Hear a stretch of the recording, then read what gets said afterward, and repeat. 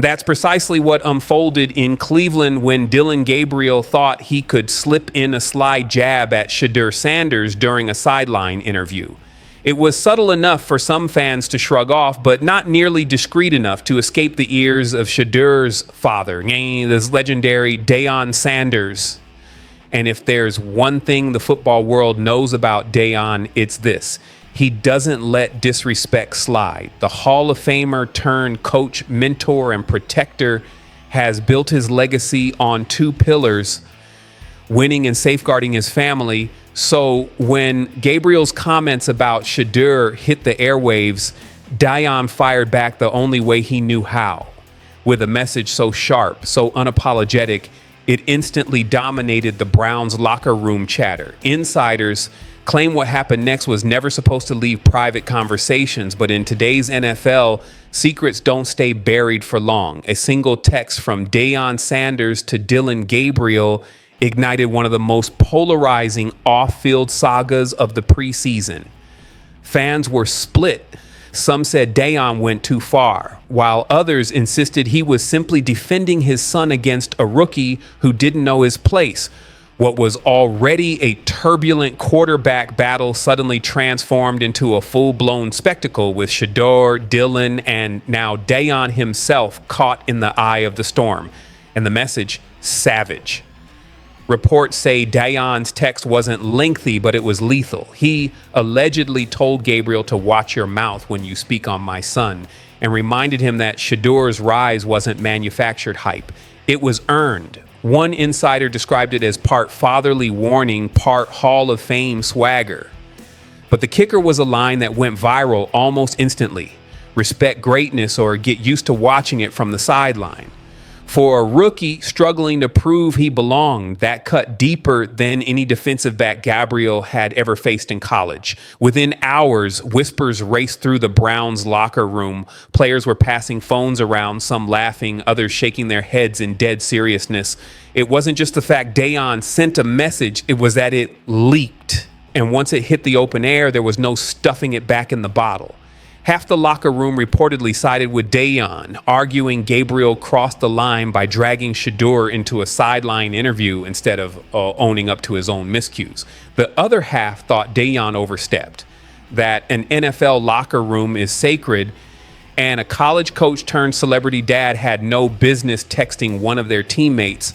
Either way, one truth was undeniable. Gabriel's remarks had now been elevated into the storyline of the preseason.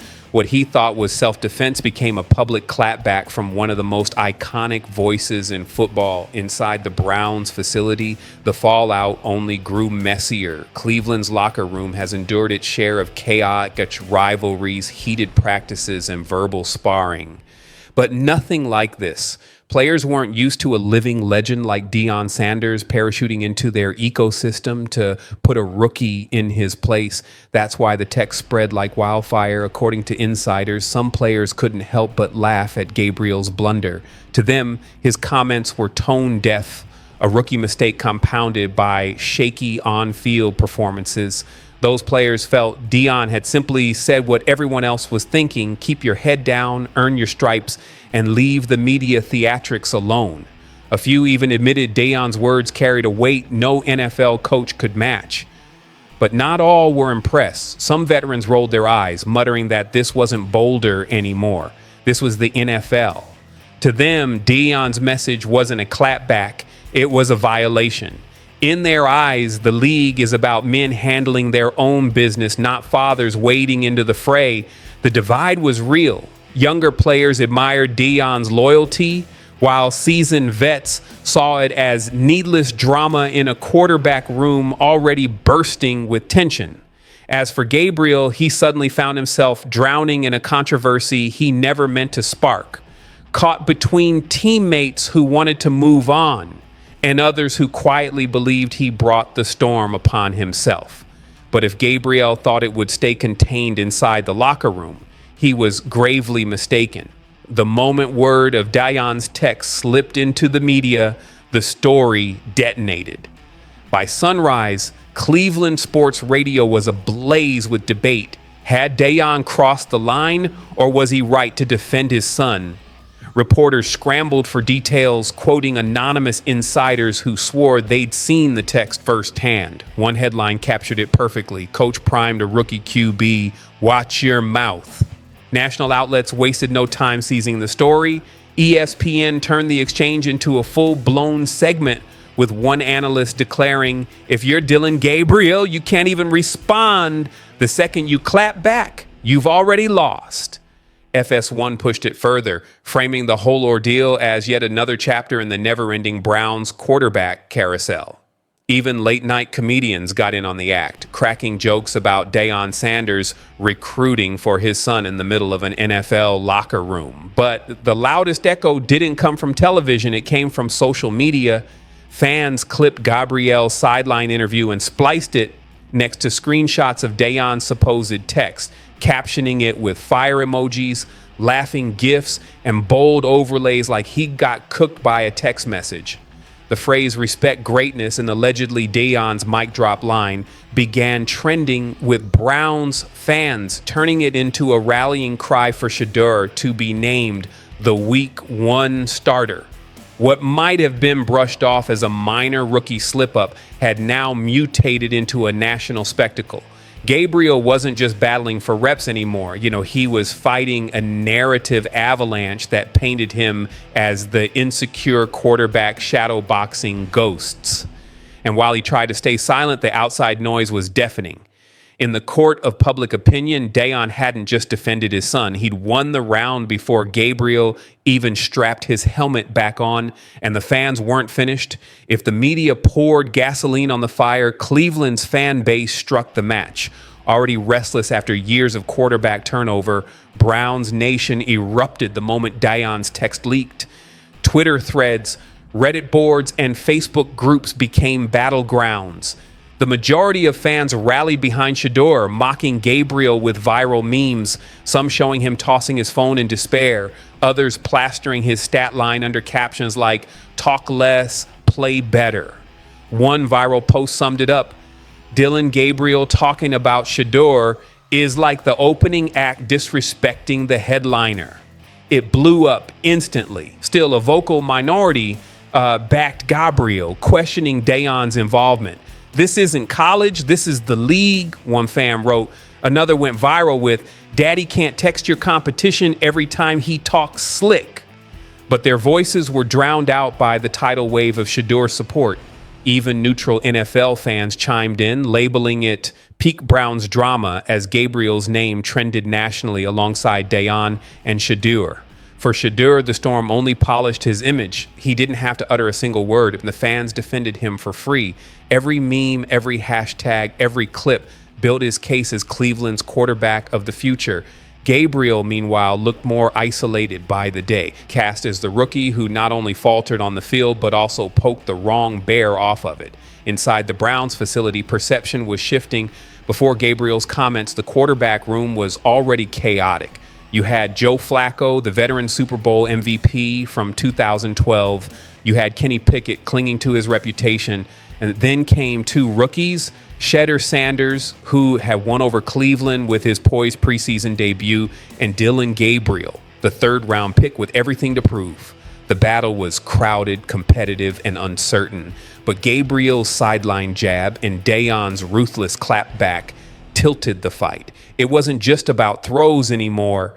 It was about optics. Coaches may preach block out the noise, but in Cleveland, perception is reality. And right now, all momentum was swinging toward Shedeur.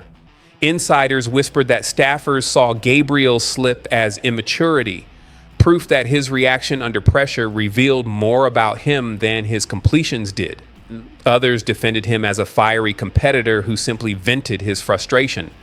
But the damage was done. Every time Gabriel stepped on the practice field, eyes weren't just on his spirals, they were on his composure, his body language, his ability to withstand the storm. Meanwhile, Shedeur barely needed to lift a finger. His calm, steady demeanor, both on and off the field, stood in stark contrast to Gabriel's blunder. Fans were louder than ever, demanding he get first-team reps. Local talk shows were practically campaigning for him as the starter. The longer Gabriel stayed in the spotlight for the wrong reasons, the easier it was for Shedeur to look like the solution. A quarterback competition meant to drag on for weeks suddenly felt accelerated because now the debate wasn't just who played better, it was who Cleveland trusted to lead. And hovering over all of it, complicating everything, was Deion Sanders himself. A Hall of Famer, a cultural icon, and now a head coach, Deion Sanders has built a life on commanding the spotlight and never backing down. But when word spread that he fired off a private text to Dylan Gabriel, the football world split into two fierce camps. One side applauded him for praising a father who refused to let anyone take a shot at his son unchecked. To them, Gabriel's sideline interview wasn't a throwaway comment. It was a direct swipe at Shedeur's credibility. And for Deion, defending his son's name wasn't a choice, it was instinct.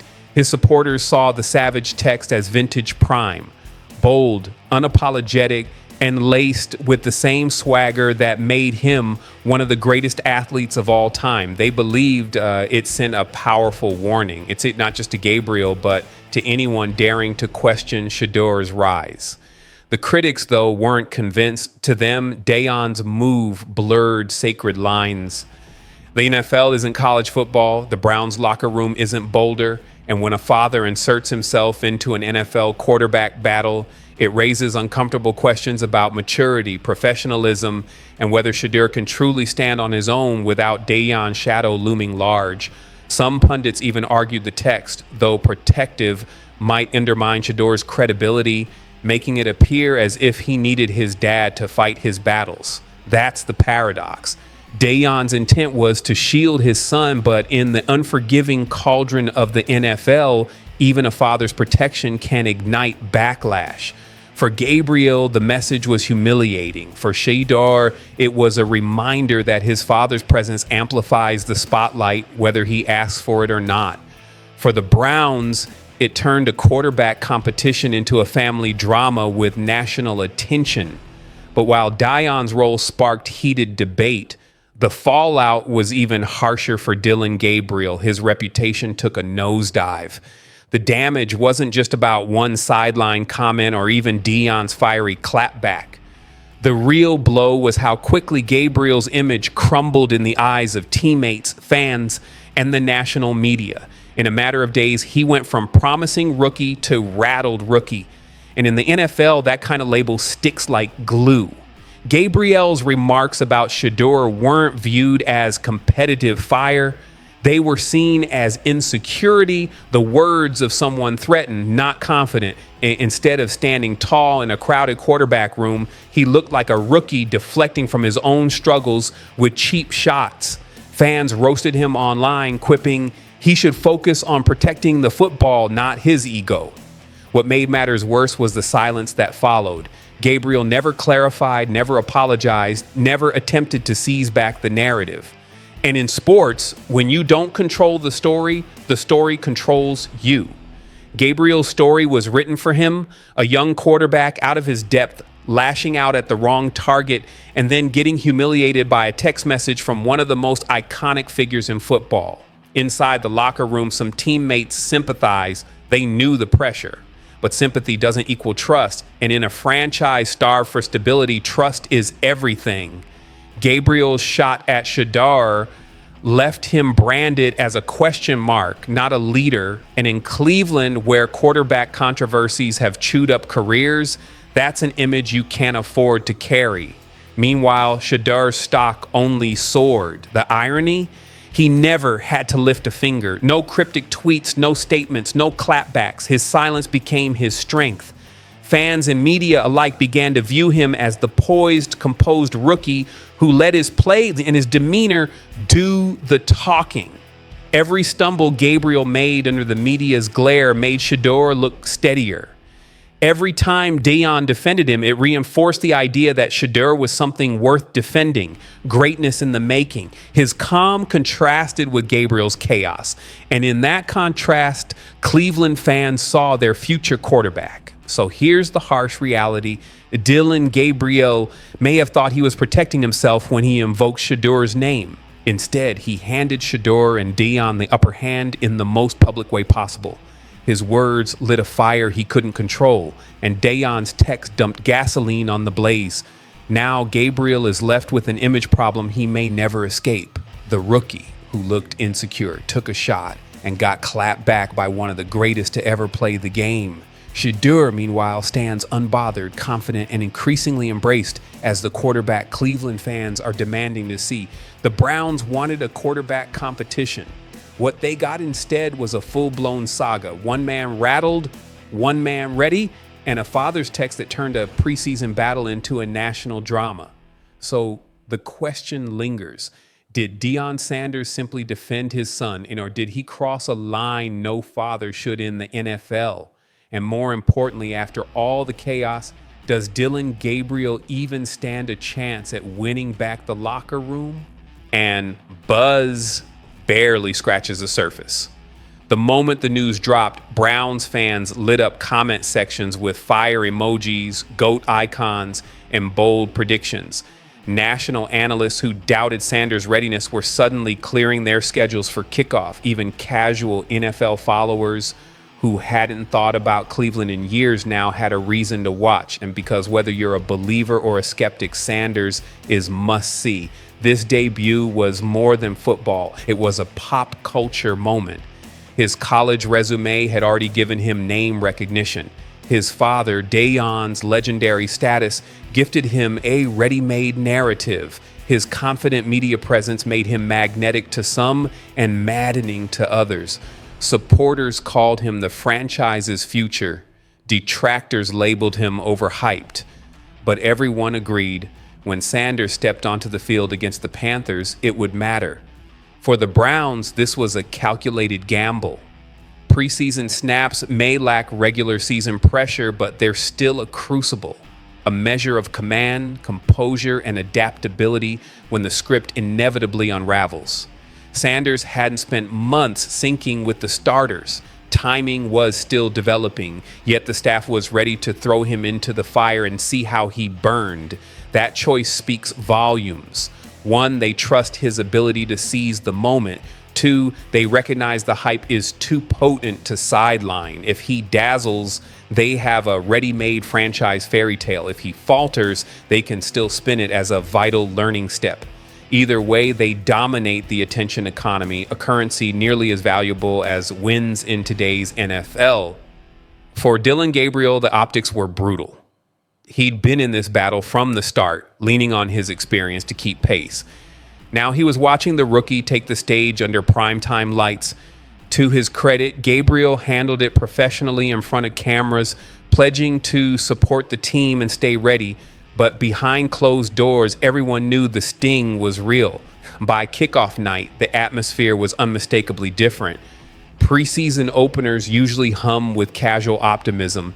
This one crackled with tension. The battle lines were drawn, those betting on Sanders' star turn and those bracing for the too soon prophecy to play out.